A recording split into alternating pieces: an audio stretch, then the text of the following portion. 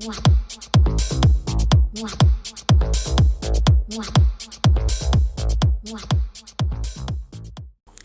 ំរាបសួរ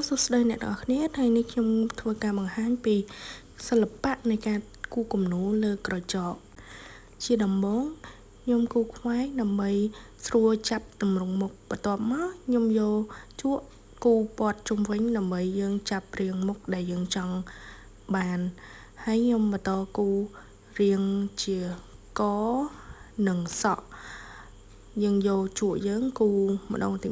មកយើងអូសវាទៅសៃវែងហើយយើងបំពេញសៃនឹងឲ្យបានគ្រប់កន្លែង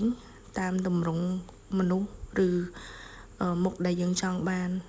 អញ្ចឹងដូចអ្នកទាំងអស់គ្នាឃើញអញ្ចឹងខ្ញុំគូរចាប់ផ្ដើមពីមុខបន្ទាប់មកសក់បន្ទាប់មកទម្រង់កនិងបន្ទាប់មកទម្រង់ស្មានេះខ្ញុំគូរហើយបន្ទាប់មកខ្ញុំយកថ្នាំពណ៌យកមកបំពេញលើផ្ទៃមុខនិងទីកន្លែងដែលខ្ញុំចង់ផាត់ពណ៌ឲ្យវាដូចគ្នាអញ្ចឹងខ្ញុំធ្វើការបំពេញពណ៌ទឹកថ្នាំទៅតាមរូបគំនូរដែលខ្ញុំគូរតាមដូចជាកនិងកន្លែងផ្សេងទៀតខ្ញុំយកជក់ទូចមកផាត់វានិងតាមកលុកកលៀតដែលវាយើងផាត់អត់ដល់អញ្ចឹងយើងប្រើជក់ធំឬជក់តូចតាមបច្ចេកទេសដើម្បីបំពេញទឹកថ្នាំឲ្យវាសព្វល្អហើយទឹកថ្នាំដែលយើងបំពេញហ្នឹងត្រូវធ្វើឲ្យវានឹងរត់ស្មើសាច់គ្នាល្អដើម្បីប្រកាសថាពេលដែលយើង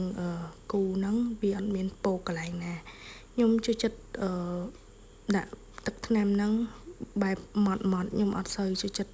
ឲ្យទឹកថ្នាំហ្នឹងលាយជាមួយនឹងទឹកប្រភេទgelផ្សេងទៀតឲ្យវារាវខ្លាំងឯងអញ្ចឹងខ្ញុំងាយស្រួលគូររូបដែលខ្ញុំចង់បានបន្ទាប់មកទៀតខ្ញុំចាប់ផ្ដើមគូរ detail ទៅលើចំណុចដែលច្បាស់ដូចជាទម្រង់សក់ទម្រង់មុខទម្រង់កនិងទម្រង់ដងខ្លួនហើយនឹងយើងគូរសក់យើងថែមភ្នែកយើងផាត់ color ភ្នែកដើម្បីវាចេញទម្រង់គ្រប់ភ្នែកអញ្ចឹងគ្រប់ទម្រង់ទាំងអស់យើងត្រូវឲ្យច្បាស់ថាយើងគូរដូចរូបគំនូរដែលយើងចង់គូរតាមតាំងពីរូបរាងភ្នែកទម្រង់ចិញ្ចើមកាច់ចុះឬក៏កោងឲ្យដូចទៅនឹងរូបដែលយើងចង់គូរតាម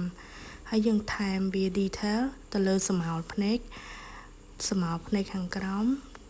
ចំហៀងលើឲ្យវាស័ក្តិសមដូចជាទម្រង់ភ្នែកខ្មោចបន្ទាប់មកទៀតខ្ញុំចាប់ផ្ដើមគូរវាយស្រមោលទៅលើភ្នែកខាងទៀតឲ្យដូចគ្នាលើក្រោមចំហៀងហើយកន្លែងដែលយើងវាយស្រមោលហ្នឹងគឺយើងត្រូវតែវាយឲ្យវាផ្ចិតផ្ចង់បំផុតដើម្បីឲ្យមើលទៅឲ្យវា blend ចូលគ្នា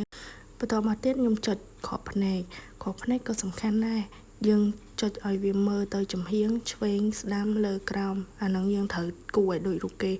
ហើយខ្ញុំដាក់ថែមច្រមុះមាត់និងយកទឹកថ្នាំមកបំពេញទៅលើទម្រង់មាត់ពេលដែលខ្ញុំបំពេញទៅលើទម្រង់មាត់ហើយខ្ញុំចាប់ផ្ដើមគូរទម្រង់ដែលវាដូចជាថ្មិញយ៉ាងពណ៌អសហើយខ្ញុំធ្វើការ detail ទៅលើរូបគំនូរមួយហ្នឹងតាំងពីសក់ចាមនិងវាយស្រមោលគៀនថ្ងាសតាមកេរមាត់និងកន្លែងដែលយើងនៅស្ទើរអញ្ចឹងយើងវាយស្រមោលឲ្យអស់បន្តមកទៀតខ្ញុំចាប់ផ្ដើមគូរ detail ទៅលើចំណុចដែល